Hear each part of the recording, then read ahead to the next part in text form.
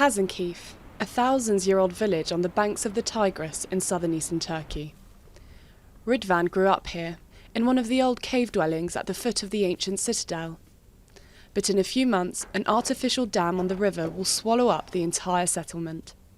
Cranes and trucks have replaced buses of tourists who used to come to admire the valley's archaeological treasures. 75% of the site has not yet been excavated. It'll take at least 30 years to finish everything. We must first finish the excavation, discover what history has to teach us, and only then can we consider moving on. We should be using hand brushes here, and they're coming in with bulldozers. The authorities are having to move historical monuments out of the way in order to save them, such as this 14th century mosque which will join an open-air museum. Like all the buildings in the village, Ahmet's house will soon be underwater, yet he is not concerned. He will soon be relocated to the new city that is being built on the hills above the old one. Look, a 45 square metre house with no kitchen or bathroom. We all sleep in the same room. The children are grown-ups now, we feel ashamed. But in the new city they are building 160 square metre apartments where we can live with dignity.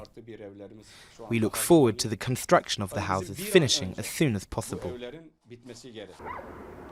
Hasankeyf has been populated for 12,000 years. Assyrians, Romans, Seljuks. One after another, these civilizations have made this valley along the Syrian border their home. But the economic benefits of the dam, promised by the government, are not enough to comfort Suleiman, whose coffee shop is up one of the condemned canyons.